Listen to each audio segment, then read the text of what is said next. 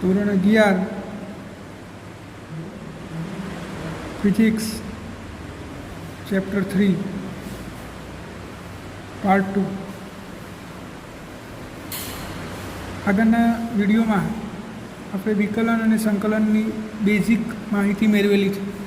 હવે આપણે આ ચેપ્ટરની શરૂઆત કરીશું. સુરેખ પથ પર ગતિ. ચેપ્ટરનું નામ છે સુરેખ પથ પર ગતિ. તો ગતિ વિશે તો આપણે ધોરણ 9 અને 10માં ભણી ગયા છે. ગતિ શું છે? ગતિ એક સાપેક્ષ ખ્યાલ છે, એટલે કે પદાર્થના સ્થાનમાં ફેરફાર થાય સમયની સાપેક્ષ, તો આપણે પદાર્થ ગતિમાં છે એવું કહી શકીએ.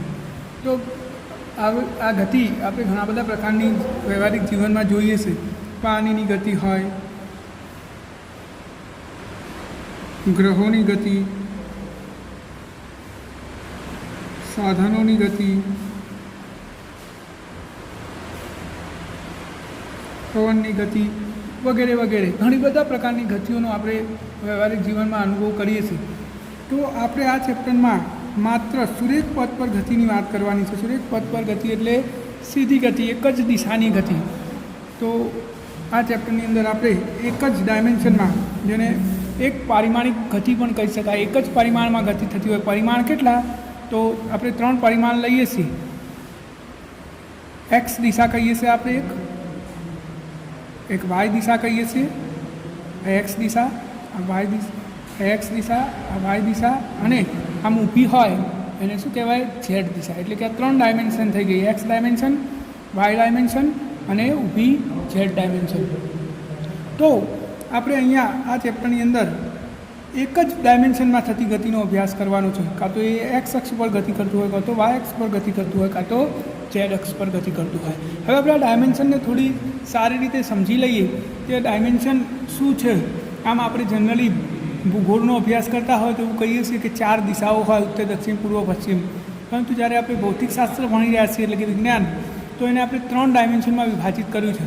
એક આડી ડાયમેન્શન, એક ઊભી ડાયમેન્શન અને એક સીધી ડાયમેન્શન.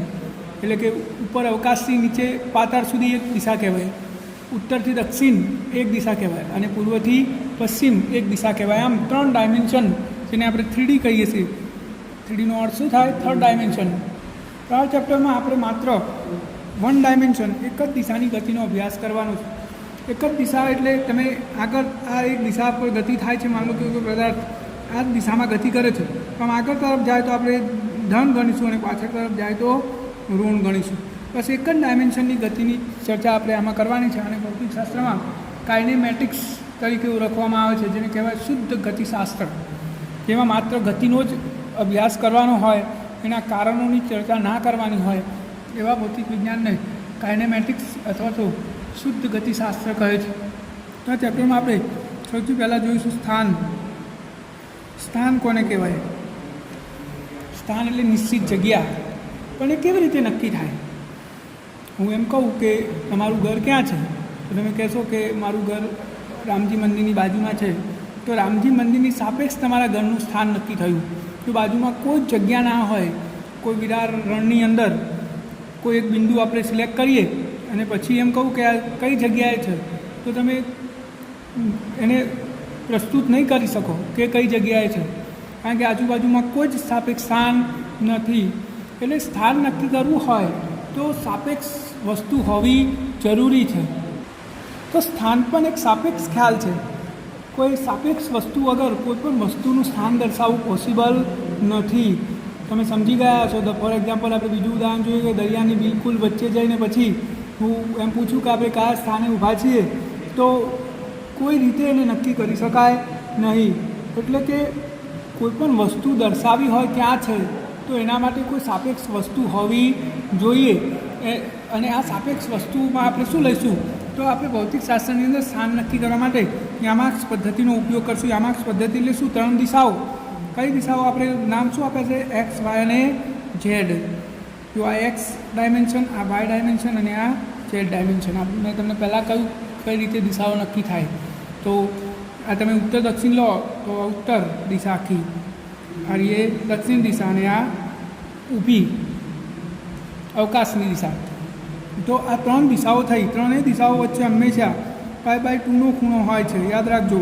અને એવું જરૂરી નથી કે તમે આ યામાક્સ પદ્ધતિને આ રીતે જ દોરો, તમે આમ દોરો તો પણ ચાલે. આ એક્સ, આ વાય અને આ ઝેડ. એવું જરૂરી નહીં કે આને આમ આડી જ રાખવી કે સીધી જ રાખવી, ગમે તેમ રાખી શકાય. આપણી શરત શું? ત્રણેય દિશા વચ્ચેનો ખૂણો કેટલો હોય? હંમેશા π/2 હોય છે. તો આ આપણી યામાક્સ પદ્ધતિ થઈ ગઈ. આ યામાક્સ પદ્ધતિનું જે મધ્યબિંદુ છે, છેદન બિંદુ, એને આપણે સંદર્ભ બિંદુ તરીકે લઈએ છીએ. સંદર્ભ બિંદુ એટલે જેની સાપેક્ષ આપણે વસ્તુનું સ્થાન નક્કી કરીશું. અને ઉગમ બિંદુ પણ કહે છે. શું કહેવાય? ઉગમ બિંદુ.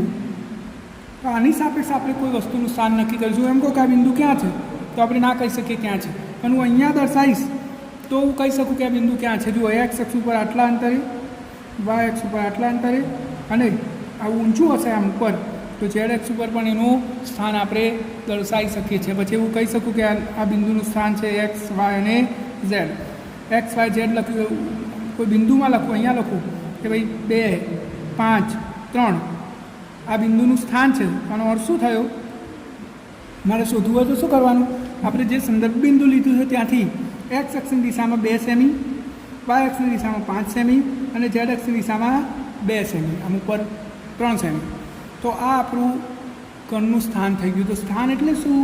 તો આપણી જે યામાક્સ પદ્ધતિ આપણે જે સ્વીકારી, યામાક્સ પદ્ધતિમાં શું સ્વીકાર્યું? 3 દિશાઓ, એક્સ, વાય અને ઝેડ. આ 3 દિશાઓ વચ્ચેનો ખૂણો કેટલો હોય? π/2. તો આ 3 દિશાઓને આપણે યામાક્સ પદ્ધતિ કહીએ છીએ અને એના છેદન બિંદુને આપણે સંદર્ભ બિંદુ તરીકે લઈએ છીએ, જેને શું કહેવાય? ઉગમ બિંદુ કહે છે. તો આ ઉગમ બિંદુની સાપેક્ષ કણના યામ જે થાય, આ યામ કહેવાય કે ભાઈ એક્સ અક્ષ ઉપર કેટલું, વાય અક્ષ ઉપર કેટલું અને ઝેડ અક્ષ ઉપર કેટલું, એને શું કહેવાય? યામ કહેવાય. તો આ યામને કણનું સ્થાન કહે છે. તો સ્થાન એટલે શું? સિમ્પલ ભાષામાં આપણે તેને વ્યાખ્યાયિત કરવું હોય તો આપણે આવું કહી શકીએ કે યામાક્સ પદ્ધતિમાં ઉગમ બિંદુની સાપેક્ષ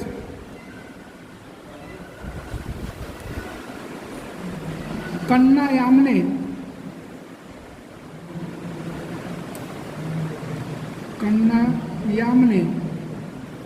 કણનું સ્થાન કહે છે.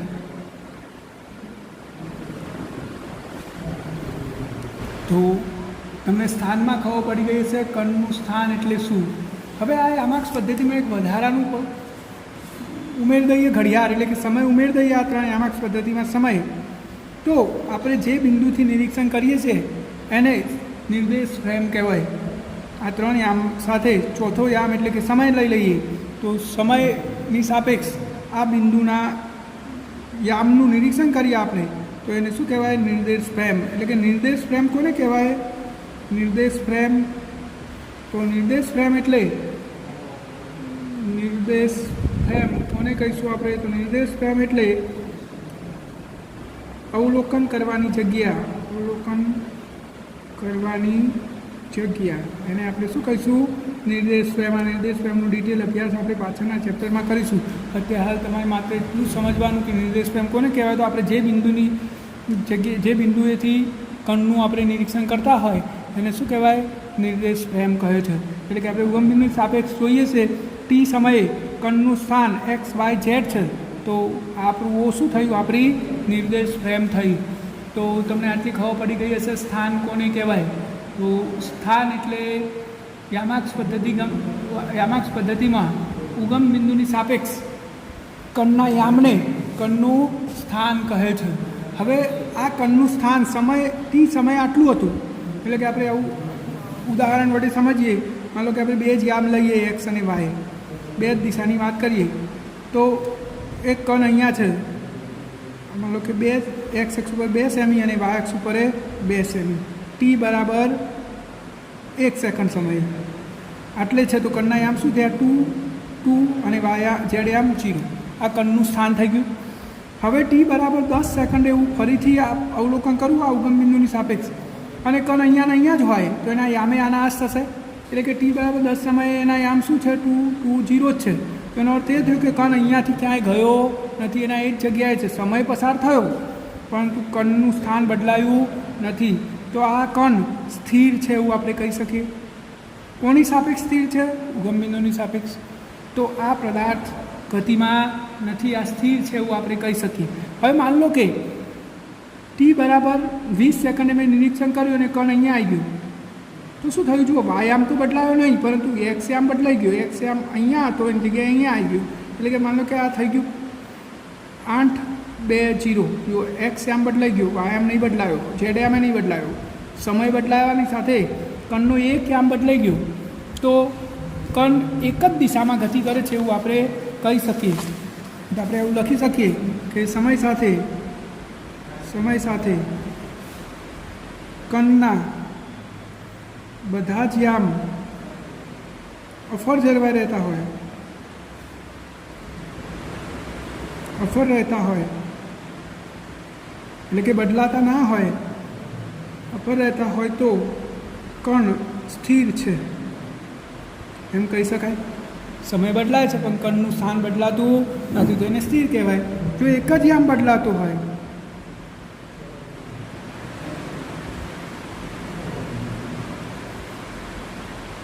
તો એક પારિમાણિક ગતિ કહેવાય.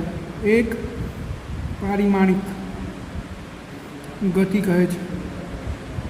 જો બે યામ બદલાતા હોય તો આમાં આપણે હાલ જોયું એક જ એક્સ એક્સેસ બદલાયો, પણ માન લો કે સમય સાથે બંને યામ બદલાઈ ગયા, નવા યામ થઈ ગયા. માન લો કે 8:100 પહેલાં હતા 2:20, પરંતુ થોડા સમય પછી જોયું તો કણનું એક્સ અક્ષ ઉપર 8 સેમી થઈ ગયું, વાય અક્ષ ઉપર 6 થઈ ગયું, અને ઝેડ યામ નહીં બદલાયો, બે યામ બદલાયા, તો આને દ્વિપારિમાણિક ગતિ કહે છે. અને એક જ યામ બદલાતો હોય તો માન લો કે આ યામ થયા હતા 8:20 થયા હતા, તો આ એક જ પારિમાણિક ગતિ થઈ.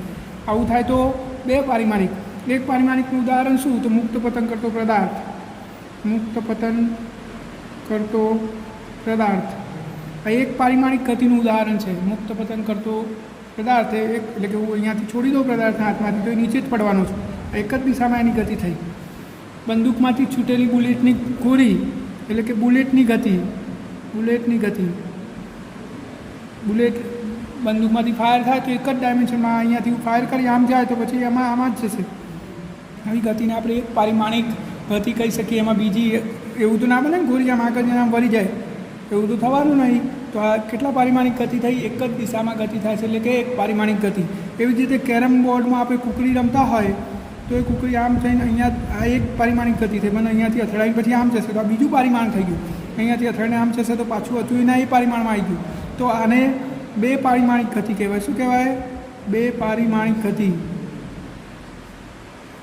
એવી જ રીતે ત્રણે યામ બદલાતા હોય, આ જુઓ આમાં એક જ બદલાયો, આમાં બે બદલાય. માન લો કે આવું થઈ જતું 8, 6, 2, તો જુઓ એક્સે બદલાઈ ગયું, વાય બદલાઈ ગયું અને મૂળ યામથી ત્રણેય યામ જુદા જુદા છે, ત્રણેય યામ બદલાઈ ગયા. આવી ગતિને કેટલા પારિમાણિક કહેવાય? 3 પારિમાણિક ગતિ કહે છે. અને આનું ઉદાહરણ છે હવામાં ઉડતું પતંગિયું.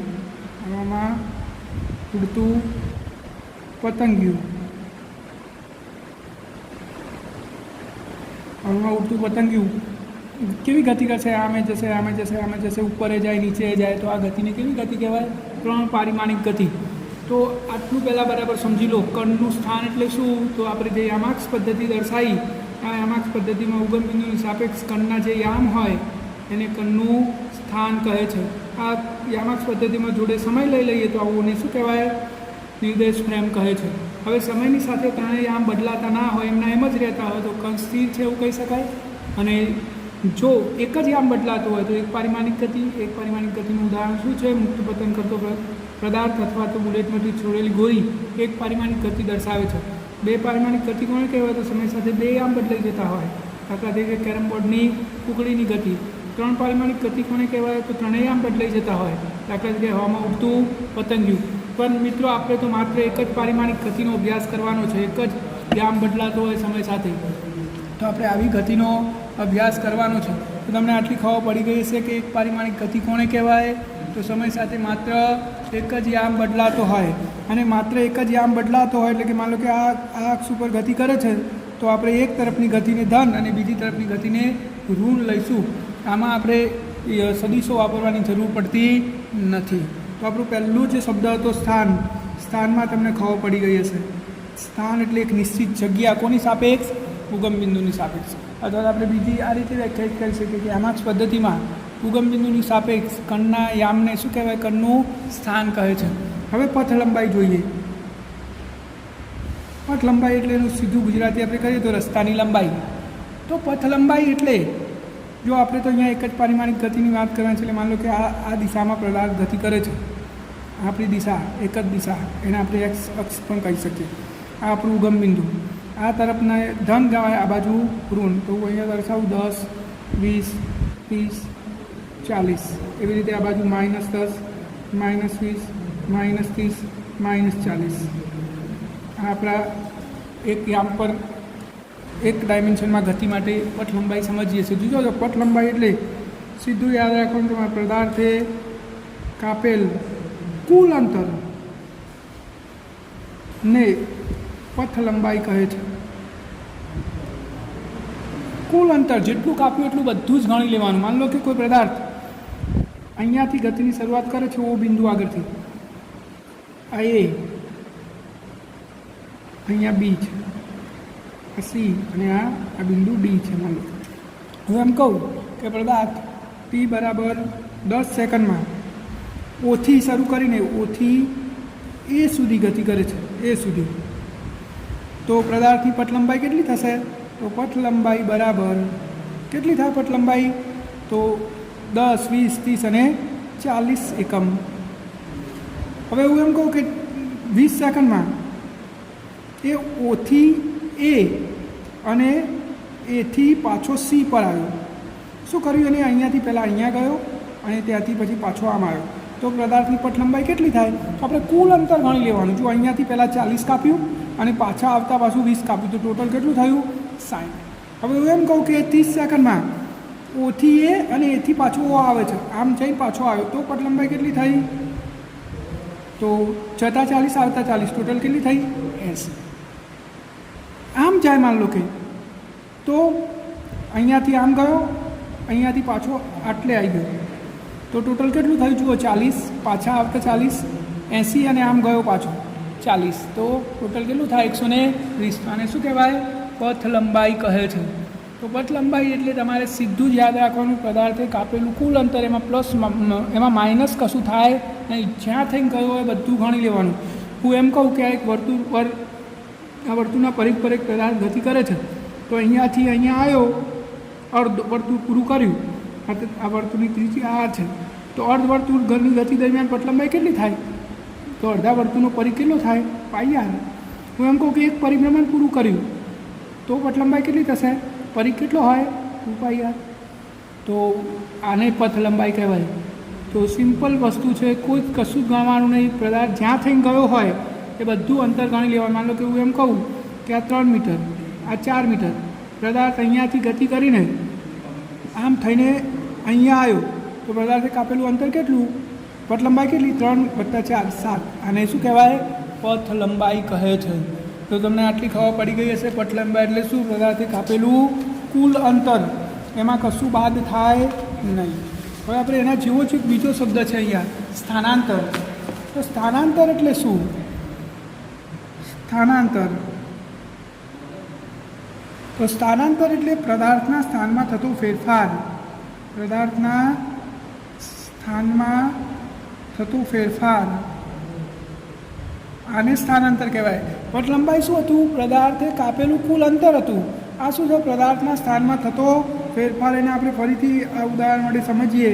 આ ઉગમ બિંદુ, આ 10, આ 20, આ 30, એવી રીતે આ બાજુ -10, -20 અને -30, આવી રીતે છે. હવે હું એમ કહું કે આ ઓ બિંદુ, આ સી બિંદુ અને આ એ બિંદુ.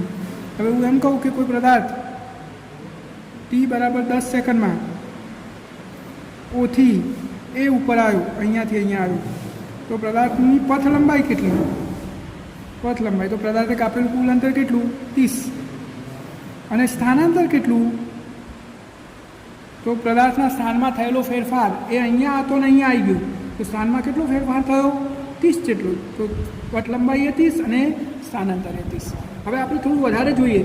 માનો કે ટી બરાબર 20 સેકન્ડમાં એ ઓથી એ ઉપર આવ્યો અને એથી સી પર આવ્યો, તો હવે પથ લંબાઈ કેટલી?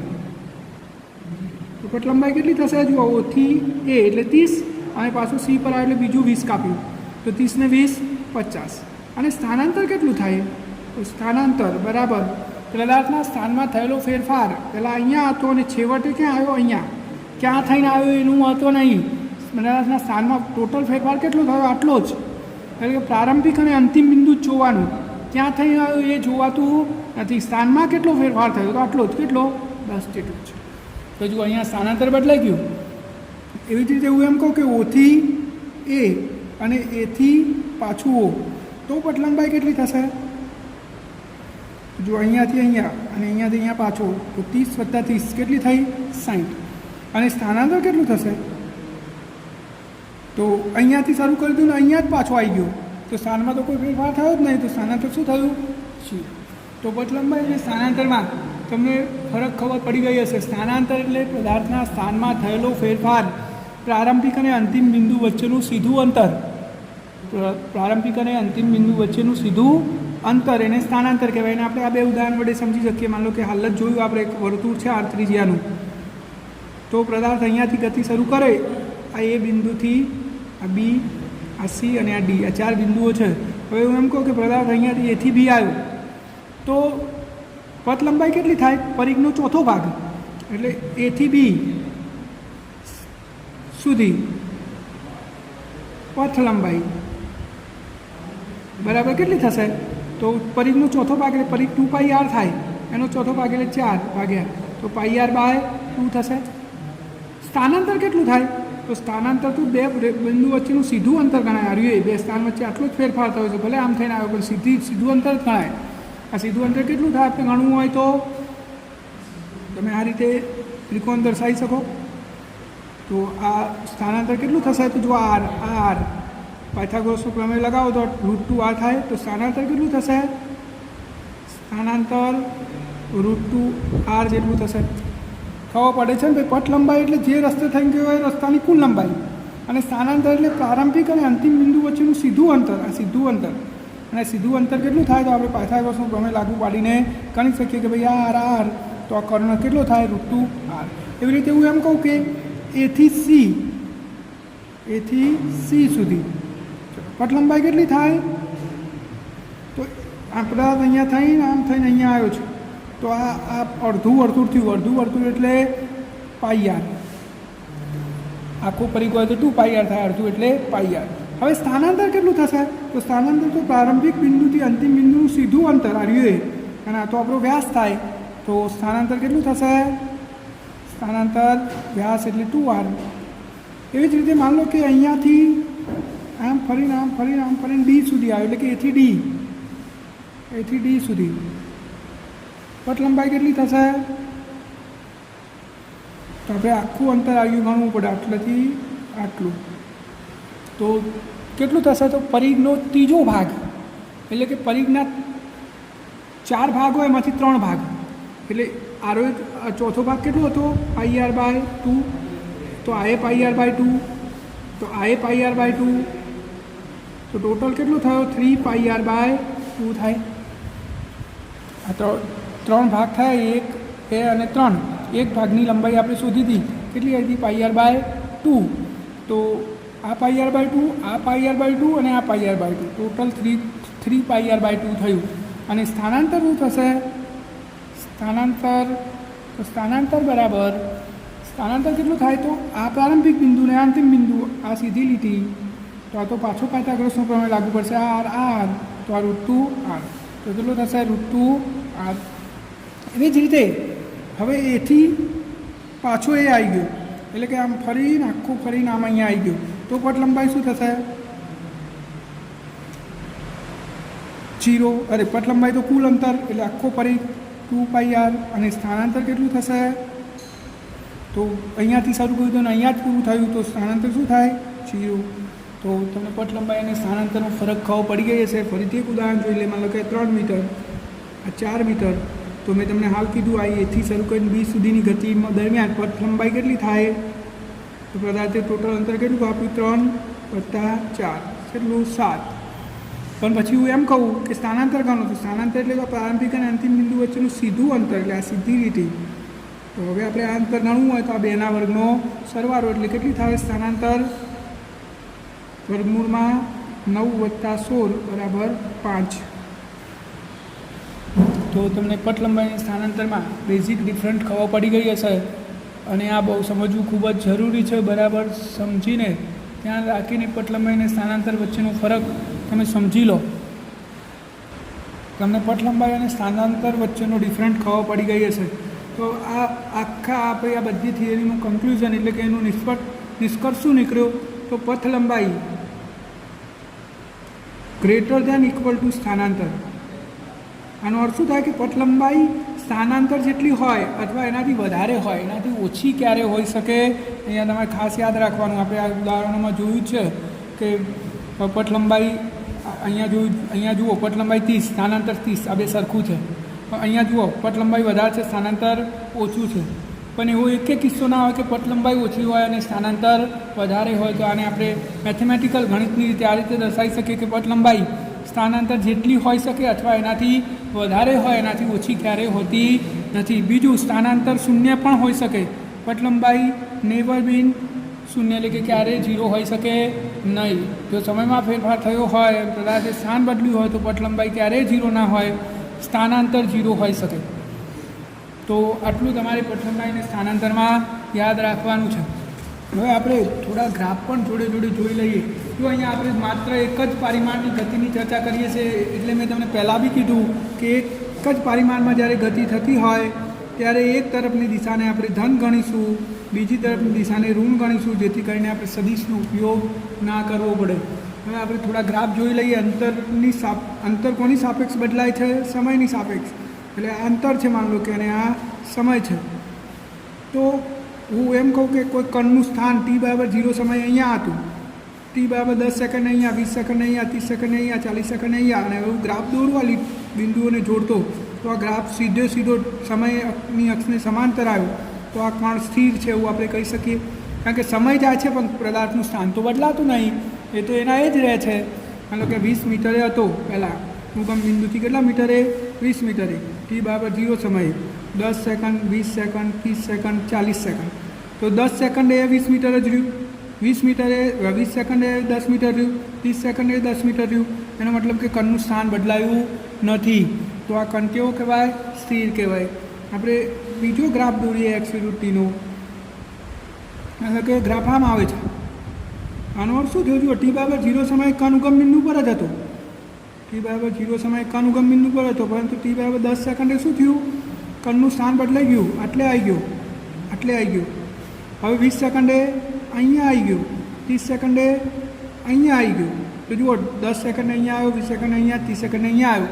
એટલે કણનો સમય સાપેક્ષ આલેખ સુરેખ આવ્યો, આમ સીધો, ટી અક્ષને સમાંતર નથી. તો આ નિયમિત ગતિ કહેવાય. નિયમિત ગતિ છે. એટલે કે સરખા સમયમાં સરખું અંતર કાપતો હોય પદાર્થ તો એનો ગ્રાફ આવો આવશે. એ ઉપરાંત આપણે આવો ગ્રાફ લઈએ, આ એક્સ અક્ષ અને આ ટી અક્ષ એટલે કે સમયની અક્ષ. તો જુઓ શરૂઆતમાં પદાર્થ સ્થિર છે, પછી એની ગતિમાં વધારો થયો, પછી એની ગતિમાં ઘટાડો થયો, અને પછી આમ થઈ ગયો. એનો મતલબ શું? સ્થિર થઈ ગયું. આ સ્થિર આટલે સુધી એનો વેગ વધ્યો. વેગ એટલે કે વેગ વધે છે અને પછી અહીંયાથી એટલે કે અહીંયા વેગમાં છે, ગતિમાં છે, અને અહીંયા સ્થિર થઈ ગયું પાછું. તો આ અનિયમિત ગતિ પણ આપણે કહી શકીએ અત્યારે હાલ પૂરતું. પરંતુ તમે અંતર વિરુદ્ધ સમયના આલેખો આ રીતે સમજી શકો છો કે આ સ્થિર પદાર્થનો છે, આ નિયમિત ગતિ કરે છે, અને આ અનિયમિત, સંપૂર્ણપણે અનિયમિત ગતિ છે, એટલે કે સ્થિર ગતિમાં.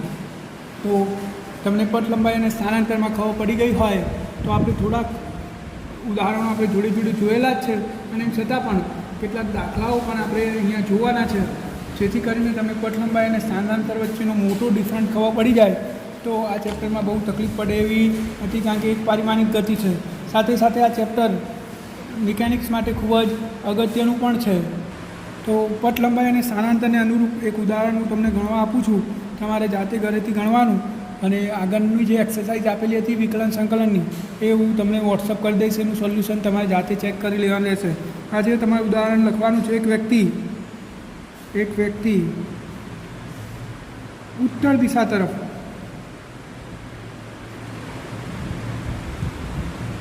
પચીસ મીટર ચાલે છે અને ત્યાંથી પશ્ચિમ દિશા તરફ વળીને 4 મીટર ચાલે છે. પછી ત્યાંથી દક્ષિણ તરફ વળીને 22 મીટર ચાલે છે.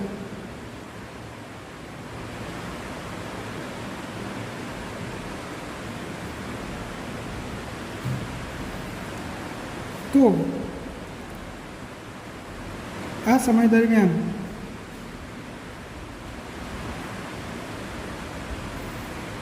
વ્યક્તિની પથ લંબાઈ અને સ્થાનાંતર ગણો. શું કરવાનું છે? 25 મીટર આમ ઉત્તર દિશા તરફ ચાલો, ત્યાંથી પૂર્વ તરફ 4 મીટર અને પછી દક્ષિણ તરફ મોઢું કરીને પાછો 22 મીટર ચાલ્યો તો આ વ્યક્તિની પટ લંબાઈને સ્થાનાંતર ગણવાનું છે. તો તમને ખબર પડી ગઈ હશે આ દાખલાની રકમમાં. આ તમારે જાતે ગણી લેવાનો. હું આનો આન્સર 2 દિવસ પછી મોકલીશ, જ્યારે તમે સંપૂર્ણપણે મને રિટર્ન વોટ્સઅપ કરશો ત્યારે.